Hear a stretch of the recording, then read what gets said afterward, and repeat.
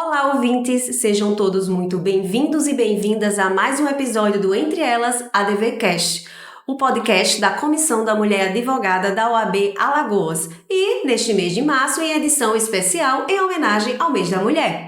No episódio de hoje, nós vamos tratar sobre um tema muito importante, que é o protocolo de julgamento com perspectiva de gênero, que é um tema essencial para garantir mais igualdade ao sistema de justiça. E para essa conversa, recebemos uma especialista no assunto, a doutora Andréa Santa Rosa, analista do Tribunal de Justiça de Alagoas, mestranda pela Universidade Federal de Alagoas, que vai bater um bate-papo aqui conosco sobre a aplicação do protocolo de julgamento sob perspectiva de gênero e a aplicação, não só a aplicação, como também a importância desta aplicação na prática. Seja muito bem-vinda, doutora Andréa.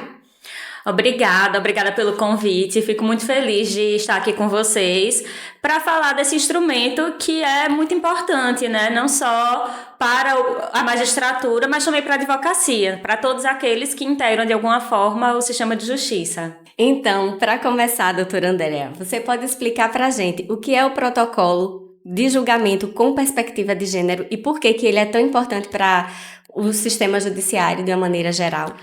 Então, o protocolo é um documento que foi criado pelo CNJ. O CNJ instituiu um grupo de trabalho em 2021 para que fosse criado este documento, que ele traz um método de interpretação. É uma maneira que vai ser interpretada o direito, o manuseio dos processos das ações judiciais para tentar corrigir as assimetrias e as desigualdades de gênero. Porque o que acontece? Se a gente for parar para pensar, quem faz as leis, quem aplica as leis, quem interpreta as leis? Em regra, são homens. Então, todo o sistema de justiça da gente, ele foi criado por homens, para homens e é aplicado, em regra, por homens, né? A gente tem uma diferença muito grande de representatividade feminina. Então, muitas vezes, questões que dizem respeito às mulheres, elas são ignoradas. Estereótipos de gênero são reproduzidos e, com isso, a gente não chega àquela decisão mais justa, ou a uma revitimização da mulher, o espaço de justiça acaba se transformando em mais um local de violência para aquela mulher. Isso acaba afastando as mulheres de procurarem sistema de justiça, então influencia até mesmo o acesso à justiça. Então, tendo isso em vista, inspirado em documentos de outros países, como o documento do México, o CNJ criou o protocolo aqui do Brasil.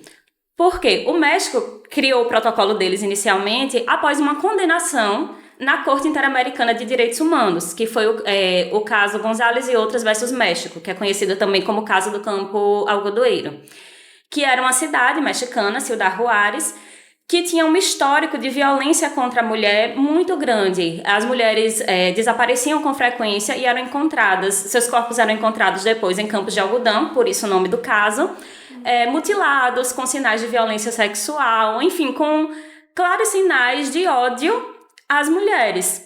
E se constatou que havia um descaso em relação a esses casos. Quando as famílias procuravam as autoridades, elas diziam que, não, elas saíram com os namorados, porque não estavam em casa, reproduzia estereótipos de gênero e não dava a devida atenção. O caso acabou chegando na corte, o México foi condenado, e dentre as condenações, teve a condenação a se criar um documento, um protocolo, enfim, para que a perspectiva de gênero fosse levada em consideração. Anos depois, o Brasil sofreu uma condenação semelhante, que foi no caso Márcia Barbosa e outros versus Brasil. Quando essa condenação saiu, o protocolo já estava sendo confeccionado pelo CNJ, né? O grupo de trabalho já estava em andamento. E nesse protocolo ele falava sobre a necessidade de adoção de perspectiva de gênero nas investigações de crimes que tivessem sinais de violência de gênero. O documento que o CNJ editou foi além, porque ele não se restringe aos casos em que a mulher é vítima de algum crime. Não fica restrito à seara penal. Ele vai incidir sobre todo o direito trabalhista, direito previdenciário, direito eleitoral.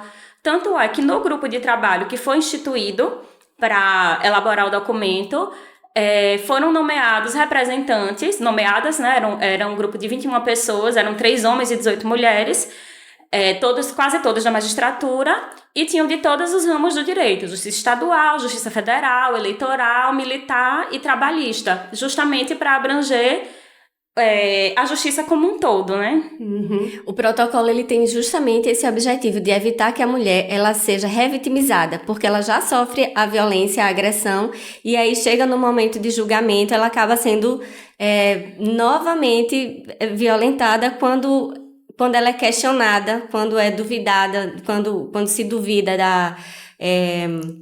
do comportamento dela, das atitudes, né? Como você mencionou do primeiro caso, né? Então, é realmente muito importante que se tenha conhecimento da importância desse protocolo, que o judiciário, de fato, aplique e que nós, advogados, também temos o conhecimento, né? Para que a gente possa estar exigindo, cobrando, né? Que seja aplicado. Pegando, inclusive, esse gancho da própria Cris, eu queria até questionar, né? Aproveitar o espaço para questionar como é que está a aplicação desse protocolo nas decisões judiciais. Porque a gente sabe que o CNJ criou esse protocolo e tão somente em 2023 que ele passou a ser obrigatório. Então, depois dessa obrigatoriedade, como é que está a aplicação desse protocolo nas decisões judiciais? Isso, se a gente parar para pensar, é um documento, de certa forma, recente, porque ele foi finalizado no final de 2021, no início de 2022, salvo engano, fevereiro. O CNJ editou uma recomendação, então foi como se o CNJ aconselhasse que ele fosse aplicado, e em 2023, muito em razão daquele caso que eu falei da Márcia Barbosa, né, dentre outras coisas, o CNJ editou a resolução 492 e o protocolo passou a ser de observância obrigatória. Então, ele ainda está em fase de implementação. O CNJ criou um banco de dados, um repositório, em que os tribunais eles cadastram decisões em que o protocolo foi utilizado. E ele tem uma diversidade de funções, na verdade. Ele serve, de certa forma, para você controlar, né, para você verificar se os tribunais estão aplicando ou não, para verificar como está sendo essa aplicação, em quais casos ele está sendo aplicado, às vezes em determinadas demandas que a gente nem imaginava, porque tem isso, existem alguns casos em que a questão de gênero está posta. Um caso de violência doméstica, um crime de violência sexual, a questão de gênero está muito evidente. Mas em outras demandas, ela pode estar ali de uma forma mais discreta, digamos assim. Então, nas decisões que estão ali cadastradas, dá para a gente fazer essa consulta. Ele serve para pesquisas acadêmicas de universidades, enfim, estudantes que queiram ver como está ocorrendo essa aplicação, e serve de consulta, né? Digamos que eu esteja com um caso, uma advogada tem um caso, ela pode entrar no banco de dados e olhar, procurar. Ele divide por ramo de justiça, pelo assunto. Se o processo ele estiver em segredo de justiça, não é possível acessar a decisão. Vai ter um resumo lá, uma ementa que é feita pelo próprio tribunal que cadastrou. Se ele não for em segredo de justiça, a gente consegue acessar a íntegra da decisão e ver exatamente como o protocolo foi aplicado naquele caso concreto. Além disso, o CNJ exige que anualmente sejam realizadas capacitações para os juízes e juízas sobre perspectiva de gênero, sobre raça e sobre direitos humanos.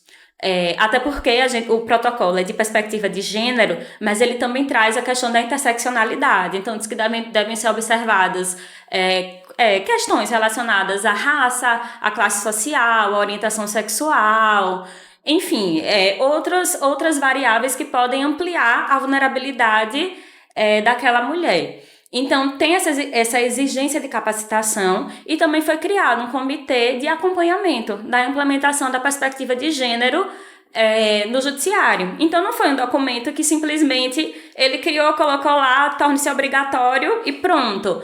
É feito um esforço para divulgá-lo e para acompanhar se ele está sendo aplicado ou não.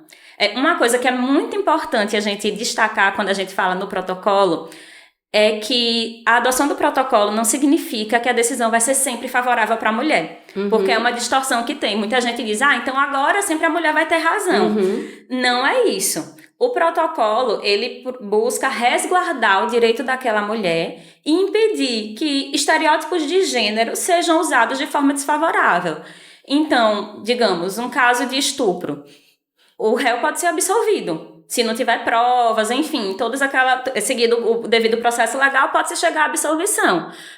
E a aplicação do protocolo, ele vai impedir que aquela mulher seja humilhada, que seja falado sobre o comportamento sexual dela, sobre a roupa que ela estava, sobre se ela bebeu ou não, porque não é isso, esse não é o foco principal de um crime de estupro, né? Inclusive, em relação a isso, no ano passado, o Supremo julgou uma DPF, que é a DPF 1107, no qual se fala, durante o processo, eles mencionam o protocolo de julgamento com perspectiva de gênero, e essa DPF diz que nos casos de crimes de violência de gênero, não podem ser utilizadas, não podem ser feitas menções à vida sexual pregressa daquela vítima, de forma a deslegitimizá-la.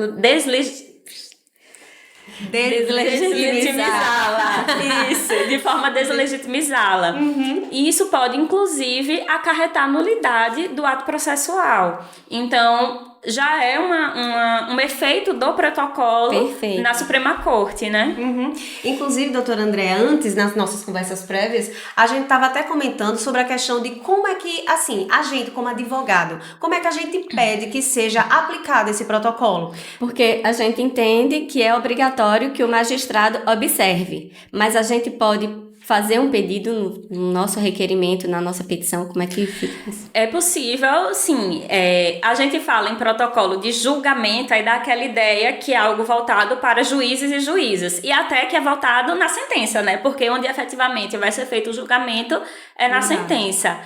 Mas o protocolo, na verdade, ele traz toda uma forma de conduzir o processo. Então, desde o recebimento da petição inicial até o julgamento do recurso, até a execução daquela decisão, a perspectiva de gênero deve ser observada.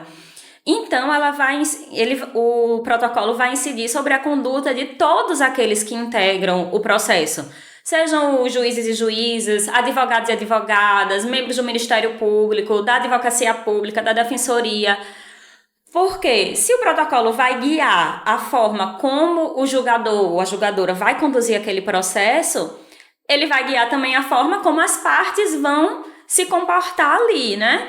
Então, o protocolo, ele traz um passo a passo, na segunda parte dele, ele traz um passo a passo, dizendo tudo que deve ser observado pelo juiz, né? Pela juíza, quando estiver manuseando o processo. Ele é um verdadeiro guia, um manual, onde vai estar ali dizendo passo a passo de como o juiz deve conduzir aquele julgamento. Exato, ele tem um aspecto prático, né? Ele foi dividido em 3 partes. Na primeira parte, são trazidos conceitos sobre o que é sexo, gênero, identidade Muito de importante. gênero.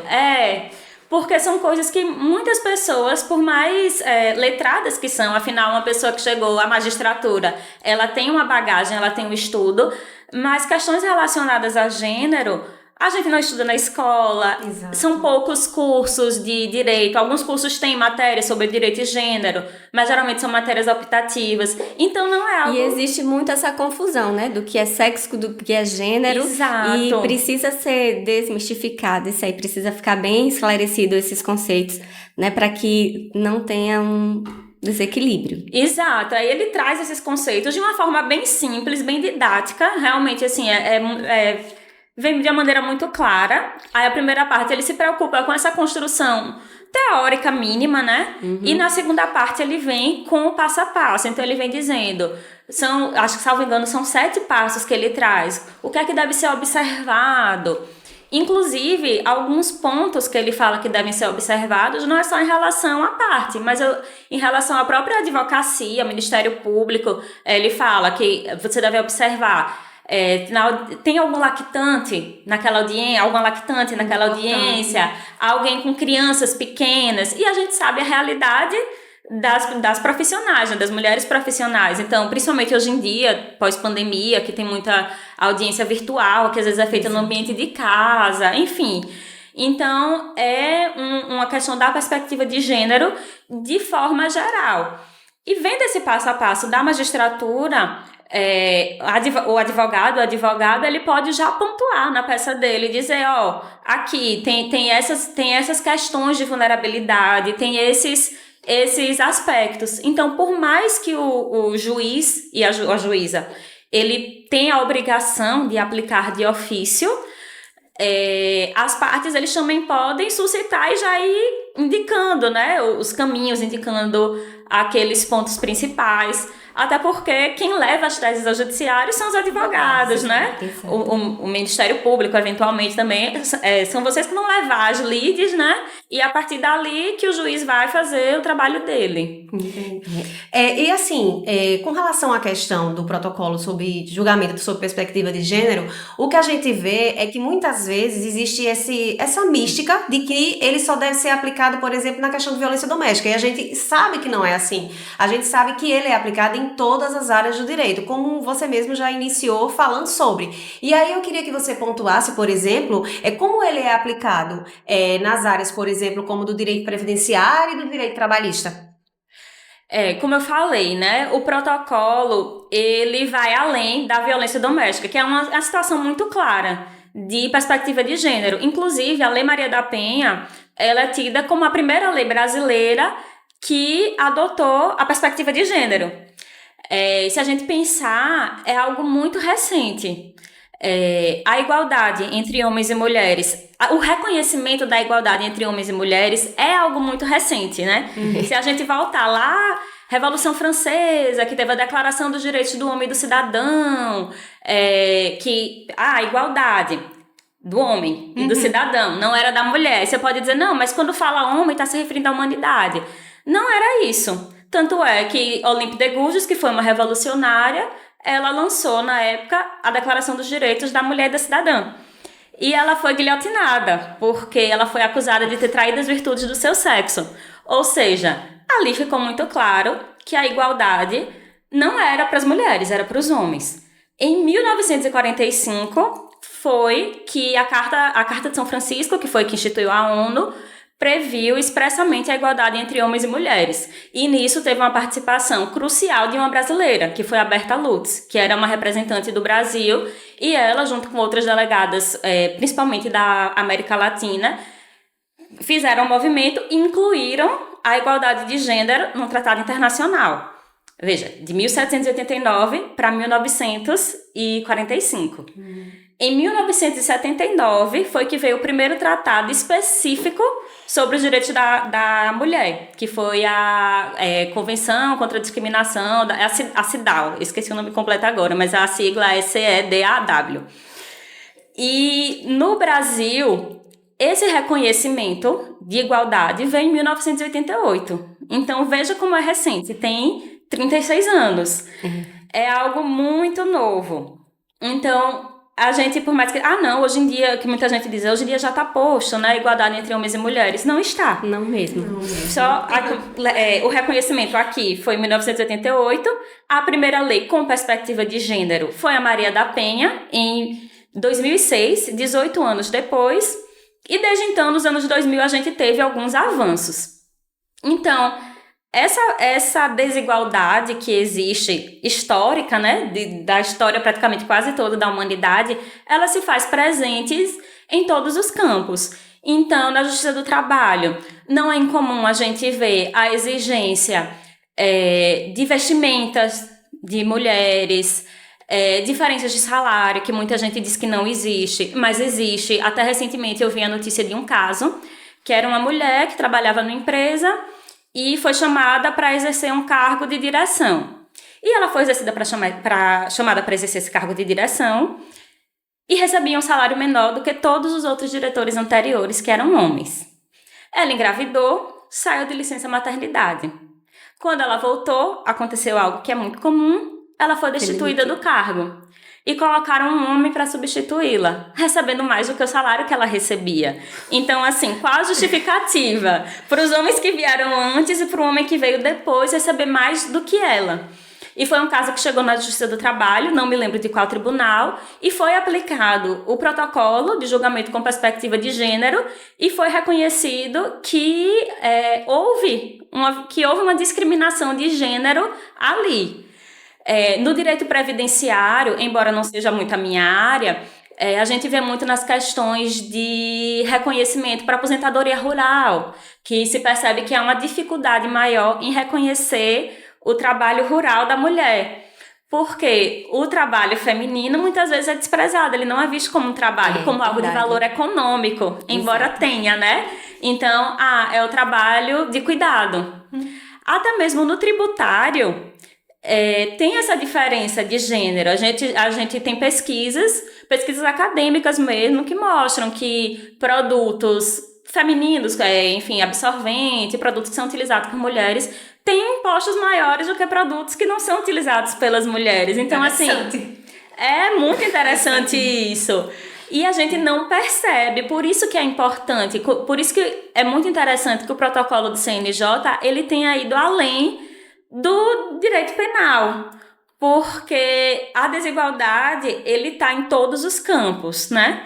Em alguns casos, ele vai ter um impacto, né, maior do que em outros, mas ele já presente em todos esses campos. Então, a desigualdade de gênero, ela é transversal. Então, a perspectiva de gênero, ela também tem que ser transversal. É bem interessante. Quando a gente coloca, né, que no guia ele é um passo a passo e ele traz os conceitos, é muito importante que, de fato, esses conceitos sejam trabalhados, porque a gente, querendo ou não, a gente vive ainda uma cultura machista, né, uma cultura, né, meio arcaica, vamos dizer assim, e é importante que se tenha a clareza sobre esses conceitos para que evite justamente o preconceito, para que os magistrados eles possam ter autoconsciência do preconceito, para que eles possam dar as decisões entendendo que ele está sendo preconceituoso ou não, ou que aquela atitude vai gerar um preconceito ou não, e o protocolo ele visa justamente combater isso. Então, assim, não é uma vantagem, quando você colocou há pouco, né? Muita gente pode dizer, mas é uma vantagem. Esse protocolo quer dar vantagem a essas mulheres. Ele não quer dar vantagem. Ele quer justamente trazer as mulheres para um patamar em que possa haver um julgamento mais equitativo. Então, realmente, de uma maneira geral, para toda a sociedade, né? Que se tenha essa quebra desses preconceitos,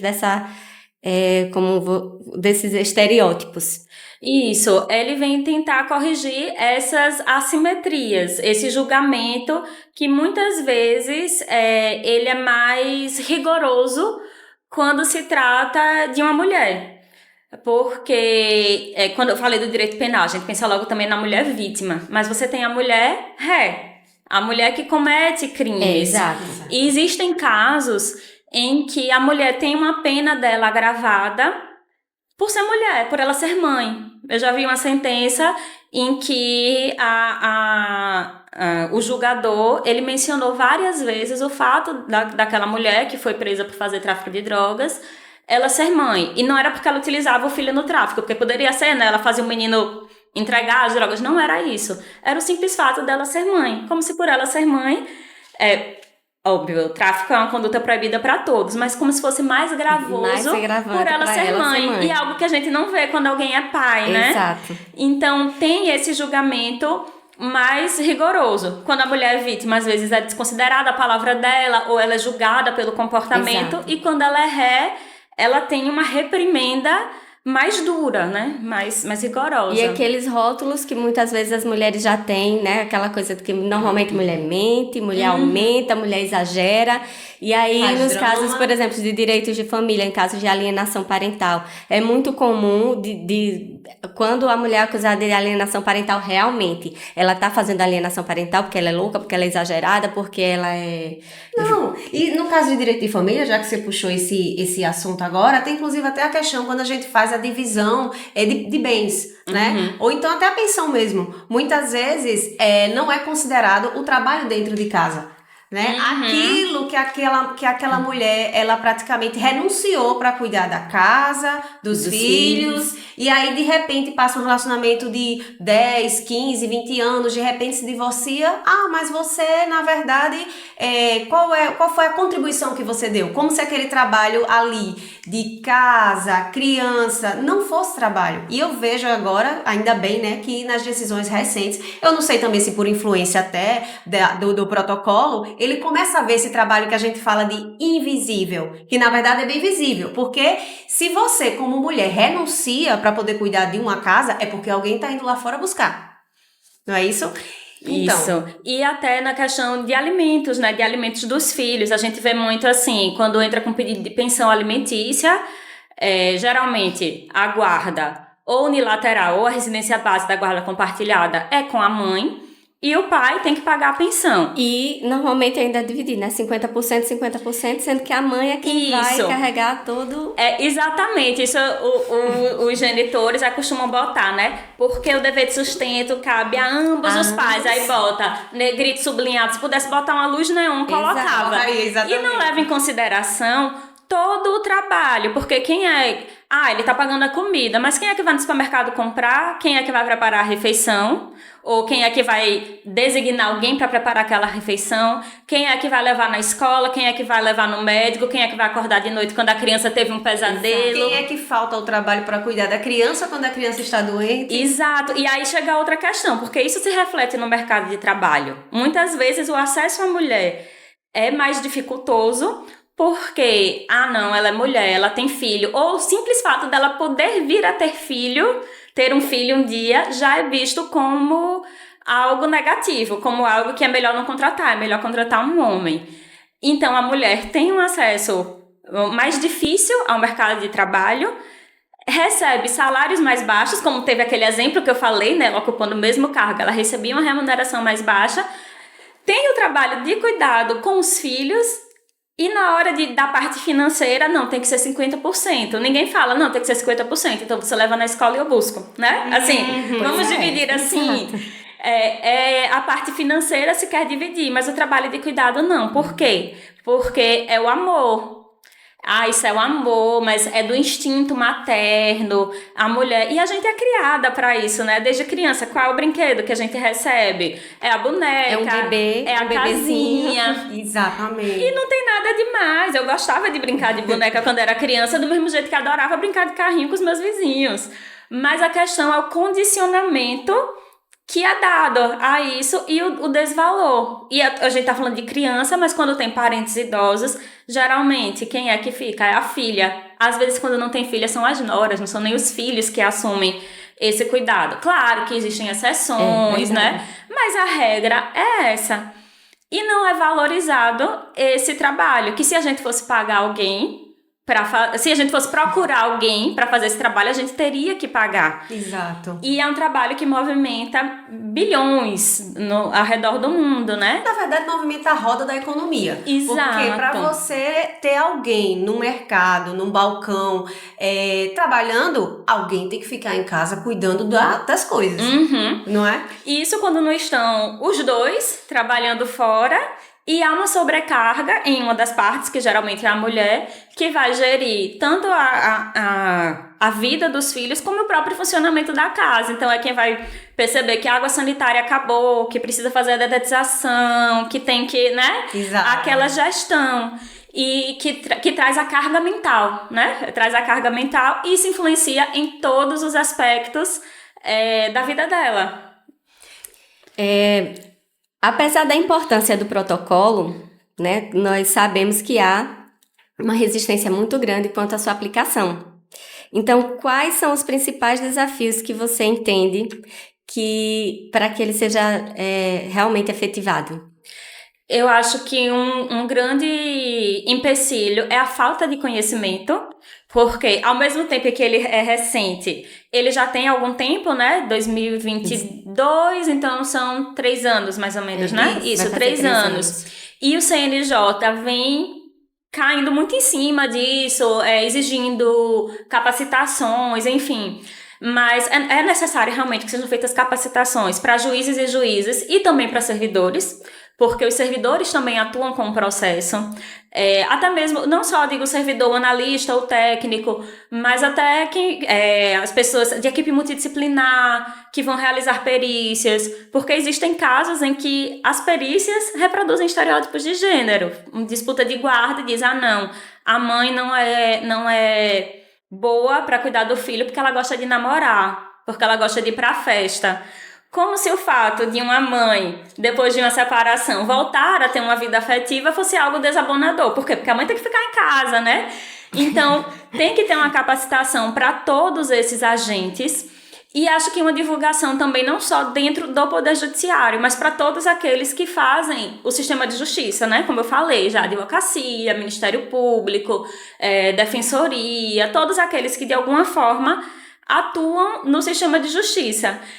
E não só sobre o conteúdo do protocolo em si, mas sobre questões de gênero, para que a gente possa entender, assim, essa parte histórica. É importante para a gente saber de onde vem essa desigualdade, ver outras questões, isso a gente falar desse trabalho de cuidado, da carga mental, de várias outras questões de gênero que vão, de alguma forma, contribuir para essa desigualdade. Então, acho que falta esse conhecimento, não só do protocolo, mas como usar as lentes de gênero, como a gente fala, de uma maneira geral, e engajar todo o sistema de justiça nisso. Muitos pesquisadores do assunto sugerem que tenha nos cursos de direito disciplinas sobre o assunto. Como eu mencionei, em alguns cursos existem essas disciplinas em caráter optativo, em regra, mas, como eu falei também, é algo transversal, então não basta uma disciplina isolada. A gente, ao estudar os outros ramos do direito, é importante que a gente tenha... trazendo essa conexão, né? Exato. De gênero, de raça também, que se faz porque presente. Porque, na realidade, ele deve ser aplicado em todos os julgamentos, em todas as áreas do direito. Então, exatamente. A gente precisa realmente ter esse olhar. Ter esse conhecimento, né? E das vulnerabilidades, então, sobre raça, sobre orientação sexual, sobre identidade de gênero, sobre a questão de ser pessoa com deficiência ou não, que são pontos que muitas vezes a gente não enxerga. Então, o protocolo, eu acho que ele tem esse mérito de fazer com que a gente pare e pense. E ele fala, né? Ele foca muito no gênero, mas ele também fala sobre homofobia, ele também fala sobre racismo, ainda que de forma rápida, mas ele chama a atenção para essas outras formas de vulnerabilidade. Então, é como se fosse uma maneira de expandir a nossa visão, que a gente não veja só de onde a gente está, né? Mas que a gente veja também a situação do outro, a questão do outro, a realidade do outro, que muitas vezes é muito diferente da nossa. Trazer a empatia, né, também. Exato. Antes da gente encerrar, eu queria fazer uma pergunta, mas sinta-se à vontade para responder. Doutora Andréa, você acha que aqui atualmente no estado de Alagoas existe resistência em se aplicar esse protocolo de julgamento sob perspectiva de gênero? Olha, a gente está fazendo na universidade, tem um programa de iniciação científica com os alunos da graduação, uma pesquisa justamente sobre a aplicação do protocolo aqui em Alagoas. Acho que quando a gente terminar a pesquisa, a gente vai ter o diagnóstico melhor. Pelo que a gente conversa, assim, nada científico, mas rádio corredor, como a gente diz, conversa com o outro, a gente percebe alguma resistência. Mas a gente também vê juízes muito engajados na aplicação. A gente teve uma decisão emblemática aqui, que utilizou o protocolo, que foi em relação àquela lei municipal, que previa que nos casos de aborto legal, a mulher que fosse realizar o aborto, ela teria que assistir vídeos do procedimento, uma série de constrangimento. E foi proposta uma ação direta de inconstitucionalidade, que ficou sob a relatoria do desembargador Fábio Ferrário, e ele utilizou o protocolo, inclusive uma decisão muito rica, assim, a gente diz que é um exemplo de utilização do protocolo, em que ele mostra a perspectiva de gênero sendo adotada em algo muito importante. Então, há uma resistência ainda, mas a gente vai quebrando aos poucos, né? E o banco de dados, esse banco de dados do CNJ serve até pra gente ver, né? Como é que tá? Está aplicando? Não está? Geralmente em quais casos? Então, permite que a gente faça essa análise também. Que bom, né? Que a gente tá avançando, mesmo que seja em pequenos passos, engateando, mas já avançou muito e a gente vai chegar. A questão é não parar. Exato. Seguir sempre em frente. É isso. Doutora Andréa, muito obrigada pela sua participação, foi muito esclarecedor. Essa conversa ela foi essencial para que nós pudéssemos entender mais sobre o protocolo e como ele pode transformar o sistema judiciário e garantir ainda mais a justiça para todos nós. Muito obrigada pela sua presença. Eu agradeço o convite. Foi um prazer imenso. E a você que nos acompanhou até aqui, o nosso muito obrigada e não esqueça de curtir e compartilhar o Entre Elas ADVcast nas redes sociais com seus amigos e familiares. Muito obrigada e até a próxima!